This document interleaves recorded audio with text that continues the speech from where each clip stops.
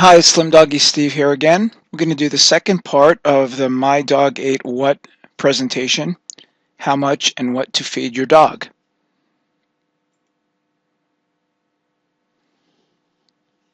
The presentation in total talks about how much to feed your dog. Today, we're going to focus on the second part, which is how to read and evaluate a dog food label.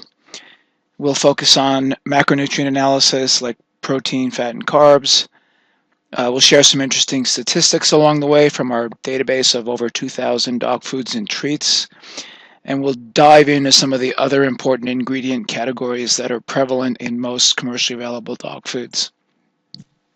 So, what am I feeding my dog? That's a really interesting question. Unfortunately, a lot of dog owners really don't know. Here's a picture of a couple of foods, and you can see that those labels are full of words and data, so not always as easy as you would think. We like to say that reading a dog food label should not be rocket science. I mean, it's complicated as it is. There's a lot of things to consider, but we're going to try to help you break it down so that you can, at least in a few minutes, take a look at your label and make a decision as to whether or not that food is appropriate for your dog. Let's start with the graph. So we took a look at our data and we calculated the average number of ingredients in a dog food. And what you can see on the left side is the dry food has an average of about 44 ingredients with a high of 91. So there's actually one food out there that has 91 ingredients. By the way, it's a pretty decent food. The can has a little bit less. The average is about 33 ingredients, with the high being about 58. Now, having a lot of ingredients isn't necessarily a bad thing. I asked the question to my live audiences, why do you think dog foods have so many ingredients?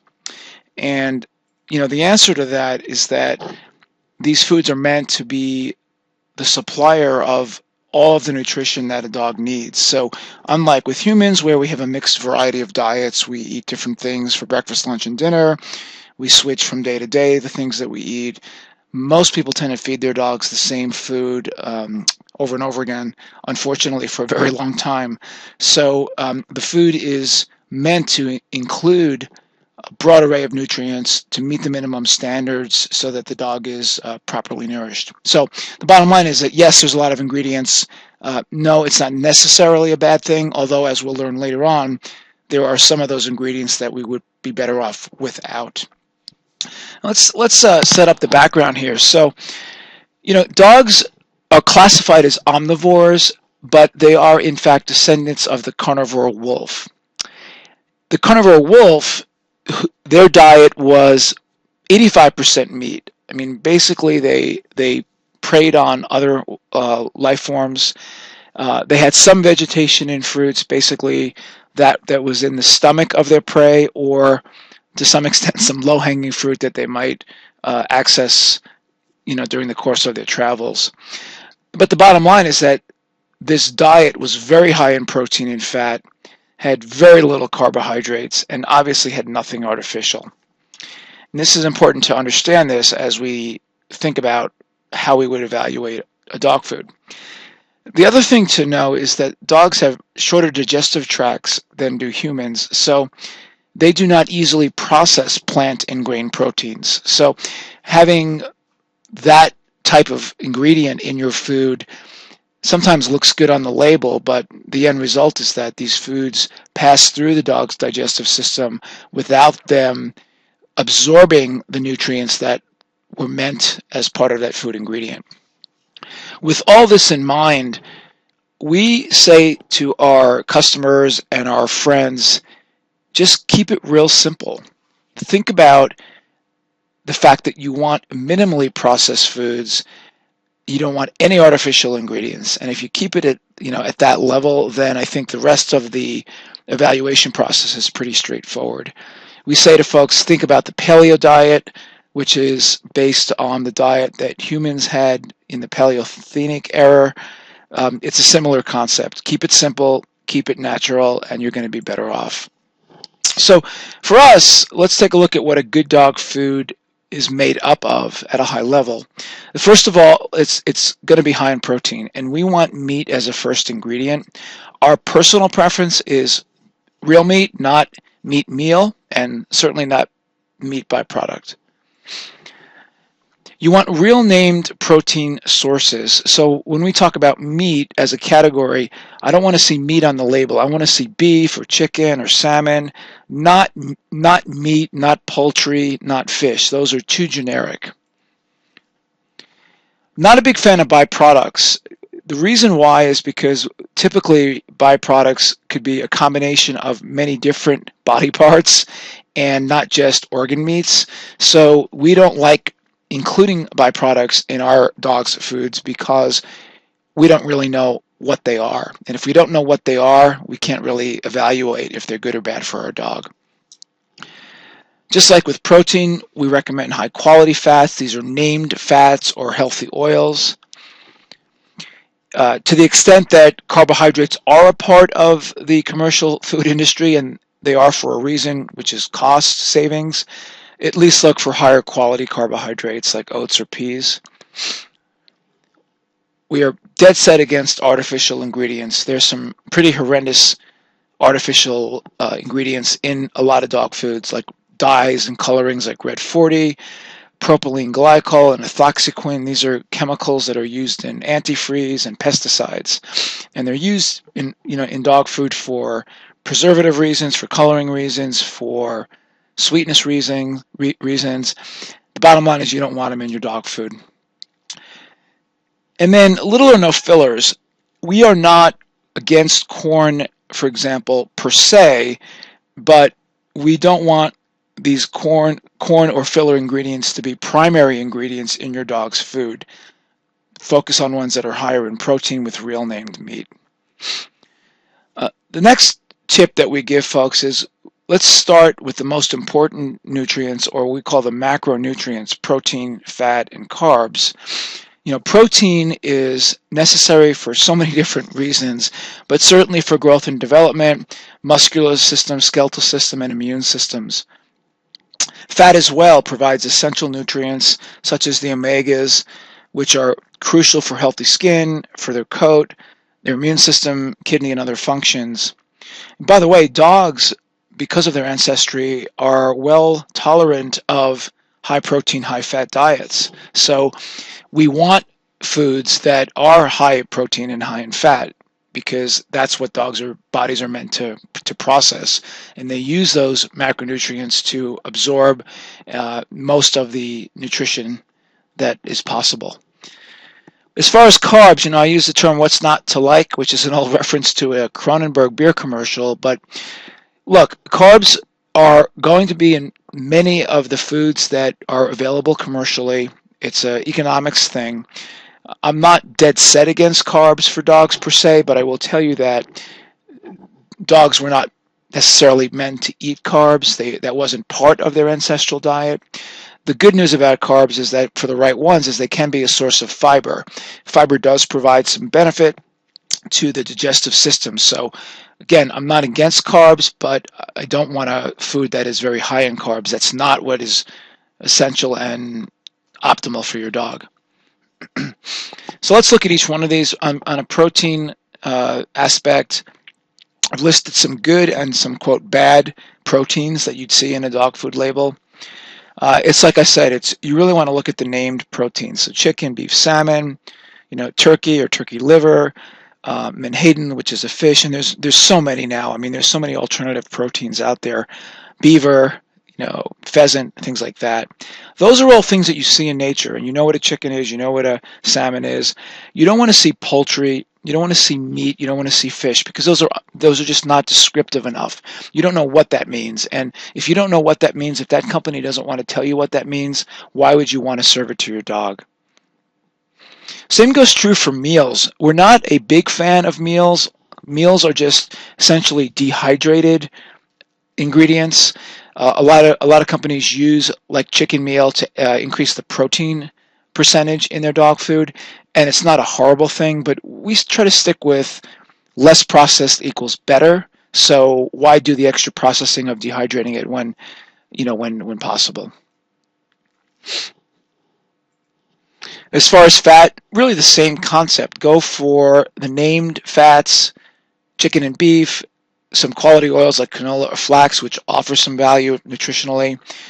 When you see things like poultry fat or beef tallow or vegetable oil or lard, it's just such cheap ingredients. They are either nondescript or low quality. So why feed them to your dog? Carbs, same thing. Look for higher quality carbs if you're going to be feeding a food with carbs, and most will have carbs in them. Rice, oats, barley, sweet potato, chickpeas. These are things that have, you know, some nutritional benefit, low glycemic index, so that they don't mess around with blood sugar levels throughout the day. And there's a whole list of, quote, bad carbohydrate ingredients, things that are nondescript, middlings and mids, starch, gluten, cereal, and then some would argue corn. So how much of these macronutrients does a dog need? Well, the answer is that there's no real tight regulation, but the Association of American Feed Control Officials, or I call AAFCO, publishes nutritional minimums which these dog food companies are supposed to adhere to. You can see protein and fat are both published minimums by AAFCO, and depending on if it's a puppy or if it's an adult, those values are different. But you'll notice that AAFCO does not mention carbohydrates because it's not essential for dogs. Now, given this, remember, these are minimums that AAFCO reports. So for an adult, 18% minimum protein quantity. It's actually not that much. So I wouldn't use 18% protein, 5% fat as the benchmark. Just know that that's what AAFCO requires as a minimum. Next, we'll talk about how you can figure out the profile of your dog's food. There's something called guaranteed analysis, which is a summary of the macronutrients contributions in your dog food. And you'll see on most dog food labels as a percentage for protein, fat, fiber, and moisture. Fiber, by the way, comes from carbohydrates, so it's it's a little bit of carbs, but it doesn't tell you the whole carb story. We'll get into that in a minute. And this is used as an indication of the food's macro composition. So let's go look at two examples. Freshpet, turkey, vegetables, and rice, which is a wet food. And this is the as reported guaranteed analysis on that label. So 9% protein, 6% fat, 1.5% fiber, and 76% moisture. And let's compare that with a dry food, Merrick Classic Real Beef. You see it's got 30% protein, 15% fat, 3.5% fiber, and 11% moisture. So the question is, of these two foods, which is higher in protein? And on the surface, you'd say Merrick, but let's dig in a little deeper and make sure that we have that right. So there is a concept called dry matter basis, which allows you to compare the guaranteed analysis between dry and canned foods. And the key is that what you want to do is you want to rebase those values by extracting out the moisture percentage. The way to do that is, like I said, rebase by taking the guaranteed analysis percentages and then dividing by 100% minus the moisture percent. So take the guaranteed analysis percentage for each component and divide it by what the label says is non-moisture food. And here's a chart. I think it hopefully explains it better because it's really a simple calculation for the most part. Let's look at one of those foods. Let's look at the wet food. And you can see that it's made up of mostly moisture. This is sort of, by definition, canned food is made up of a lot of moisture. You'll see that it's got your protein, your fat, your fiber, and then what we call other. And other, by the way, is mostly carbohydrates, but not all. And what you do is picture this same pie chart if you took that moisture out and then filled the chart up again with the remaining items. And what you see is a completely different story. So now you see protein is actually 38% of that food, fat 25%, and then other and fiber combined is 37%. So in this case, mostly carbohydrates. That gives you a much better picture of what that wet food is like from a macronutrient perspective. So with respect to carbs, carbs are not reported on the label, on most labels. There's a little trick that you can use if you want to find out what the exact amount of carbs are. And basically there's this thing called ash, which ash is basically minerals in the food, and they are usually somewhere around 2% for canned food and 7.5% for dry food. They're not reported on dog foods, though they are reported often on cat foods. So to figure out your carb percent, you need to take out your protein, fat, moisture, and your ash values to get your carb on an as reported basis. And then, of course, if you want to compare it, convert it to a dry matter basis by rescaling it as we showed earlier. Fiber does come from carbs, as I mentioned before, so you cannot include it in the subtraction, otherwise you would be over-subtracting and misrepresenting the carb amounts. So let's put everything on a dry matter basis and compare those two foods. It turns out that the Freshpet wet food is in fact higher in fats, higher in protein, higher in fats, and less in carbohydrates than the dry food is. So you can't just look at that label and assume that you know what those macronutrient levels are. You've got to do that extra calculation. Let's take a look now at some of our data again, and we did an analysis to see how the average dry matter analysis is for these dry and canned dog foods. So you can see on average, the average food has about 35% protein, 19% fat, and 38% carbs. So it's actually better than I thought when I started the calculations. But unfortunately, as you can see, on average, dog food is too carb heavy. Dogs can tolerate carbs, but they weren't meant to. You need foods that have more protein and more fat. So that's the macronutrient analysis. Yeah, you need a calculator, but it's worth doing it. It's worth understanding how your food stacks up. Now let's jump into some more tips and get into some more ingredient factors and things that you can be looking for. We're going to use our Slim Doggy Jack to help us read and interpret these labels.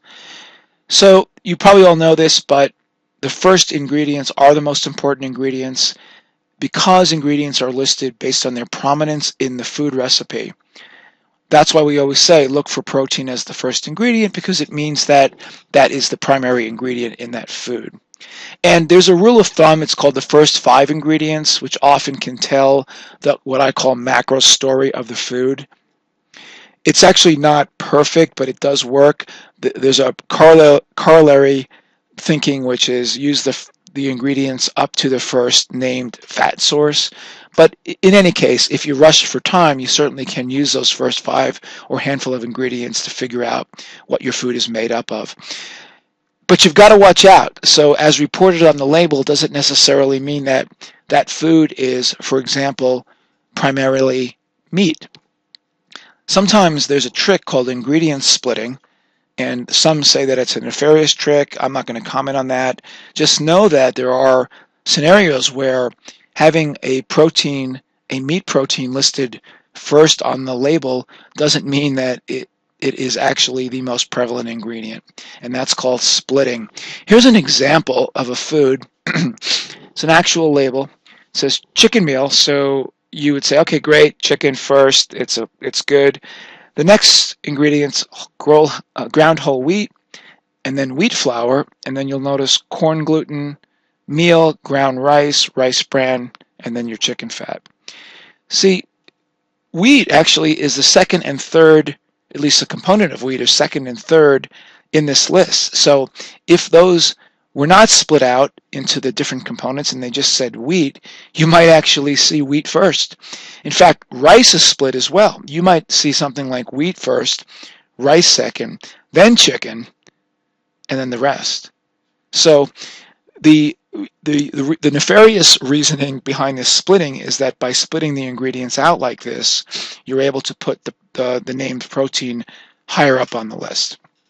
Bottom line is that just looking for that protein number 1 doesn't guarantee that it is. We did some analysis, some statistical analysis to see how common grain splitting is in the recipes in our database, and we found that 33% of the dry and canned food have two or more ingredients of rice, corn, or wheat. So we were looking for, quote, fillers. And we didn't do the analysis on all the different types of ingredients, but we just wanted to see those three. And by and large, a third of the foods that we tested have these items listed in two or more forms. Rice, by the way, was the most prevalent case, followed by corn and then wheat. So just a trick, you gotta watch the label, and you can't always take it for what it is directly. Now let's go into some of the other ingredient groups, and we'll go through this pretty quickly. We will be having additional videos and presentations diving much deeper into all these categories. Today we'll just touch on them on a surface level. These are ingredients categories that we call are very important in analyzing a dog food: fruits and vegetables, preservatives, colorings, sweeteners, and then vitamins and supplements. So let's start with fruits and vegetables. Slim Doggy Jack loves fruits and vegetables, especially when there's a bully stick included. But the thing is that fruits and vegetables are mostly tertiary ingredients, but they can provide some key benefits. I say they're tertiary because they typically are lower in the sequence of ingredient list. So what I mean by that is that the amount that are included in most foods is small, so it's hard to really know the absolute value that your dog gets from them, but they do by and large provide some key benefits. Number one, they're a low-calorie source of fiber, which is good for the dog's intestinal and digestive system, and vitamins. They're a great low-calorie way to add sweetness to the food. We'll get into sweeteners later. They do obviously provide antioxidants, which can reduce inflammation and even possibly reduce the risk of some cancers. And they're a source of moisture and water, which can be helpful in the summertime if you're worried about your dog's hydration levels. So the way we generally describe fruit and vegetables is we say, look, they absolutely can provide health benefits to your dog. We like to consider supplementing the dog's diet with store-bought vegetables like carrots and broccoli and apples, things like that we can put in directly, so that we know that they're getting the whole food nutrition and the vitamins and minerals and antioxidants that are there in that type of food. Preservatives is another big category, and it bugs the hell out of me, unfortunately, that these things are necessary evils. I mean, preservatives are there for a reason. They extend the shelf life of the dog food. And the reason why most dog foods need to have preservatives is because of the way that the industry currently operates by and large. If you think about it, from production to consumption can take many months. By the time that the food is produced, packaged, shipped to the wholesaler, distributed out to the retailer, purchased by the consumer, and then as that consumer opens that food product up and gets to the bottom of the bag, for example, I mean, it could be months or quarters of a year where that food is sitting there unused. So that's why preservatives are needed. Now, just because preservatives are needed doesn't mean that you need to choose artificial ones. So there are natural preservatives in the form of antioxidants and vitamins that are far superior and far healthier than chemical additives. And when I say superior, I don't mean by superior in extending the shelf life. I just mean superior in terms of providing some health benefit while doing the job of preservation. Also, no matter what, you always want to check expiration and or production dates on your packages, because the last thing you want to do is go out there and spend $50 on a big thing of dog food, and then bring it home and then find out that it's expired or that it's going to be expiring before you can use it all. Here's some examples of some good and bad preservatives. Mixed tocopherols, which is vitamin E. This is provides vitamin benefits plus preservation benefits. Same with vitamin C, which is also called ascorbic acid and other kinds of derivatives of ascorbate. Rosemary, sage, and clove. Those are all natural preservatives that can add not only flavor but also preservation. And then you've got these bad ones. These are chemicals. Ethoxyquin, which is a pesticide, has been linked to cancer. Propylene glycol, this is an ingredient in antifreeze. BHA and BHT, they're both suspected of being cancer causing. TBHQ, tertiary, I can't even say it, butyl hydroquinone. It's a form of butane, and it's used in varnish and resins. And a bleaching agent, sodium metabisulfate. Like, why in the world would you want your dog to eat that stuff? I don't. So I look for these. If it's in the ingredient list of a food that I'm considering, I disqualify it immediately. The tip is just simply look for natural preservatives, ones that not only preserve but add nutritional benefit. Colorings is a pet peeve of mine. As humans, color and presentation absolutely matter. So we go to a restaurant, you have a choice of two plates. Which one, are you going to gravitate towards? Well, most of us will say to the one on the right. Let's think about it from the perspective of dog food. So here's a monotone brown color dog food on the left, and then a multicolor, vibrant looking set of dog food on the right. Well, you know what? When Slim Doggy Jack looks at all this stuff, what does he think? He could care less what the color they are. He just thinks, yum, food, right? So for dogs, they don't care about the color. Does it smell good? Does it taste good? Is it food? If the answer to that's yes, they're going to eat it. So why are colorings added to dog food? The two primary reasons are, number one, to make the food more appealing to the human. The second one is to mask low quality ingredients and recipes to make it look more appealing to the human. So are you kidding me? I mean, come on. We shouldn't care what color the food is. We should care what's in the food. Dogs do not care what it looks like. They don't care its color. I mean, heck, dogs are partially colorblind anyway. So why would you serve a food that has red dye, yellow dye, blue dye, or any other kinds of colorings that add absolutely no nutritional value and only add potential risk? There is no reason. Skip those products. Sweeteners is another category. Dogs absolutely taste sweet. They love it. But that's no excuse to lace a food with sugar or artificial sweeteners. Typically, low-quality sweeteners are added to lower-quality food to mask and enhance low-quality flavor. Look, sugars are high-calorie, low-nutrition additives, and in fact, dogs can become addicted to the sweetness. Look, this can lead to diabetes and other health issues, including obesity. So why go there? You don't need to. Use foods with fruits and veggies. They can provide not only nutrition, but also some awesome sweetness. And if you're worried about calories and thinking about artificial sweeteners, forget about it. They're artificial. There's absolutely no place in your dog's food for these artificial things. Here's some examples, what we call good versus bad sweeteners. The usual suspects on the good side: cherries, berries, apples, carrots, peas. Even honey and molasses is okay. On the bad side, of course, anything sugar or caramel or cane, it's all just sugar. Corn syrup, sugar. Sucrose, fructose, sugar. Derived sugars. Sorbitol is an artificial sweetener that is used in a few foods. Don't need it. Propylene glycol, we've already talked about. It has a sweetness to it. It's added and it enhances sweetness. Stay away from that stuff. So if you're going to look at your food and you see such bad, quote, bad ingredients, skip them. Look for foods with none of the right, and look for foods that have fruits and vegetables, honey and molasses as their sweetening agents. We did another analysis of our database, kind of sort of look and see how prevalent are these low quality sweetening ingredients in dog foods and treats.